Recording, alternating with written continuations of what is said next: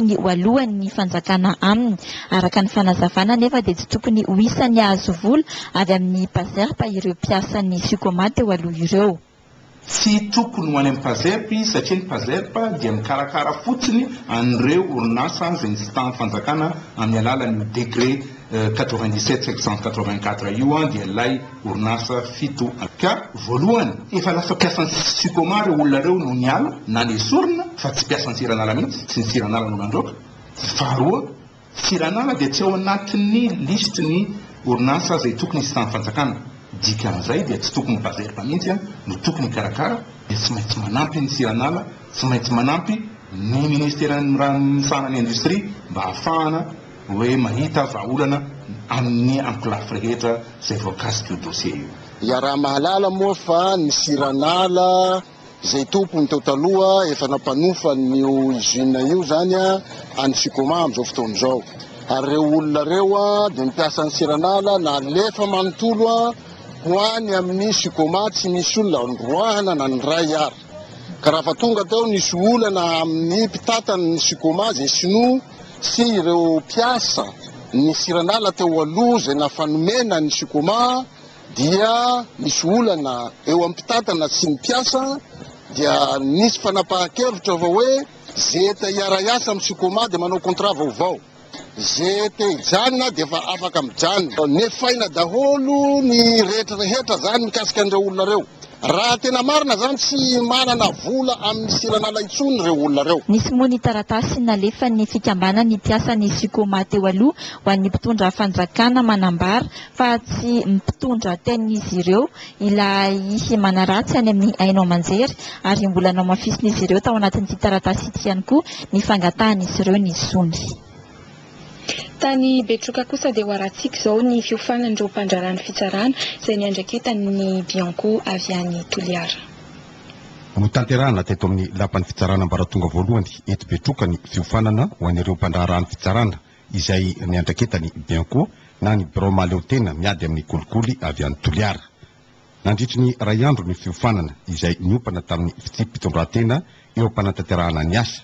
Eo ihany koa ny mba tsy ampitarazoka ela loatra ireo antonta-taratasy ilain'ny mponina eo amin'ny raharaha fitsarana. Fiaraha-miasan'ny ministèran'ny fisarana sy ny Bianco no nahatanteraka izao fiofanana izao aty amin'ny fitsarana ambaratonga voalohany anivon'ny distrika mba hiarovana ihany koa ny trangan-javatra mety hiteraka kolikoly. Vokatran-drasana moa zany dia tsy maintsy mifananjifa foana amin'ilay hoe ady amin'ny kolikoly. Ny mba hanana mpiasa voalohany zany mpiasa mendrika, mahay tsara ny asa, mpiasa manara-dalàna, ary koa mpiasa mahay mifehetena eo anatrehan'ny fakampanahy mikasika an'io kolikoly io. Amin'izao fahatongavany mpiasan'ny Bianco izao ihany koa no amatarana ireo lisitry ny mpiasa-panjakana ambony izay voadidiny lalàna hanao ny fanambaram-pananana izay iarahana miasa amin'ny distrika aty an-toerana. Eo ihany koa ny fametahana peta-drindrina ho amin'ny birao-panjakana rehetra ho amin'ny filanimponina andavanandro.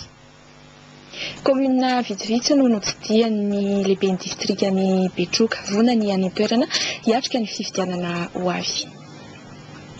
Vonina ny aty amin'ny distrikany Betroka ny amin'ny fiomanana amin'ny fifidianana ho avy.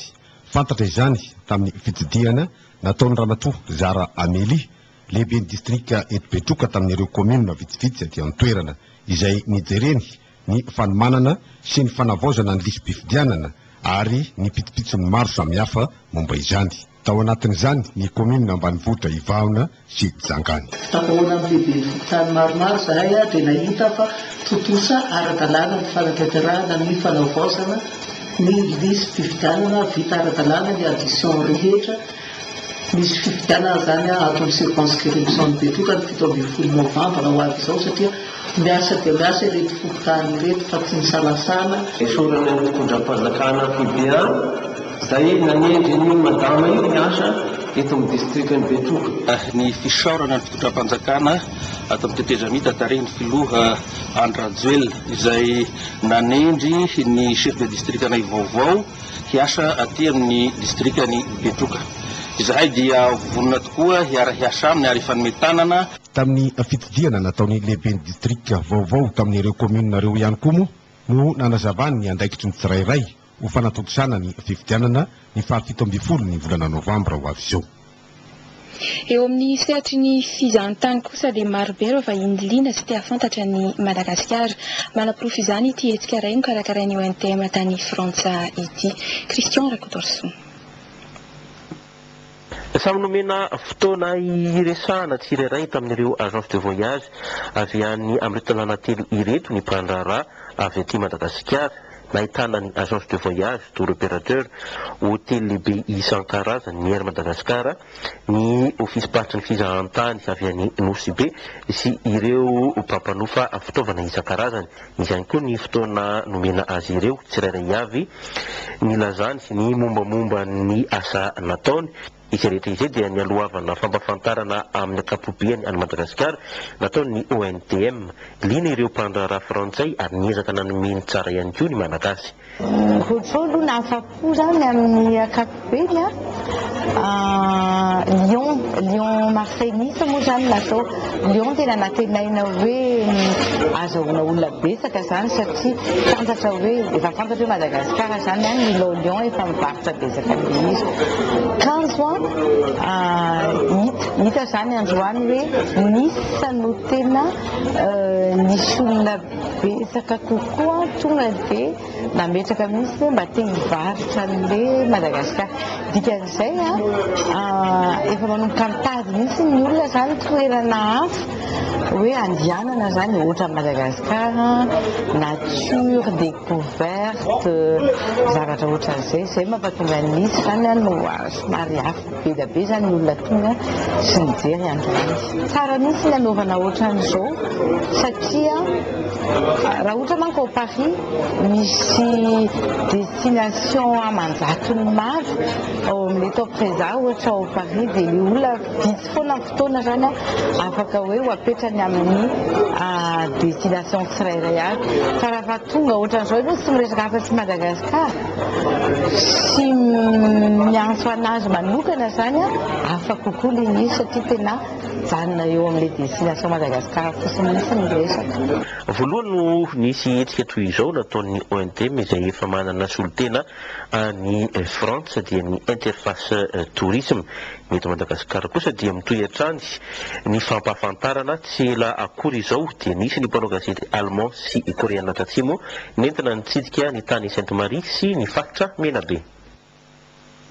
Iverina eto Madagasikara sika. Telo mpanafika teny amin'ny faritra Tosiny indray nitratra ny polisy Nigeria ny alatsinainy heriny teo. Ny sabotsy lasa teo izy ireo no natolotra ny fitsarana. Miorarinaina ao amin'ny sary ny polisy pirenena. Tamin'ny aliny sabotsy 12 septambra tamin'ny 12 ora teo eo dia nisy tokantrano roa mpifanila tao Marobibitos nisy nanafika teo eo amin'ny valany isan'ireo olon-dratsy ary nitondra basy PA sy Kalaknikov. Betsaka ny very toy ny firavaka volamena, appareil photo, lecteur, accessoire ordinateur, téléphone portable maromaro, vola mitetina roa hetsy mahery tao amin'ny trano iray ary iray tapitrisa latsaka kosa tao amin'ny trano faharoa, izany hoe nahatratra 12 tapitrisa ariary ny totalim-bidiny voaloban'ireo jolahy. Taty aoriana araka ny loharanom-baovao voarain'ny polisy Nigeria dia telo lahy no hita sy fantatra fa isan'ny mpanafika amin'ny faritra Tosiny ary anisan'ny nanafika ireo tokantrano roa mpifanila teny Marobibitos izy ireo. Avy hatrany dia nanao fisamborana amin'ny polisy Nigeria ka teny Behoririka tao anaty taxi be ny voasambotra ny roalahy ary teny amin'ny Zemaika Ambodifilaho kosa ny samborana ny lehilahy iray namany tamin'ny alatsinainy 17 septambra tokony ho tamin'ny 2 ora atoandro. Natolotra ny polisy ny komisaria Itos ireo telo lahy mba anaovana fanadihadiana tao aorian'ny fisamborana azy ireo ary ny maraina ny sabotsy 2 oktobra no natolotra ny fitsarana ireto olon-dratsy ireto. Lafy ny fanatanjahantena mbola ny ekipa ny miaramila ihany ny Kosfan vosotra tompon-daka ny Madagasikara teo amin'ny taranja volley. Lasa ny FT Analamanga kosa ny tompon-daka teo amin'ny vehivavy raha naresy ny Stefoto Thomasina tany Fianarantsoa no nanatanterahana ireo fifaninanana ireo. Grifina Bakolniaina. Tsy votsitra tamin'ny Kosfa ny mahatompon-daka ny Madagasikara azy ireo amin'ny taranja volleyball no porofin ireo ekipa miaramila indray mantsy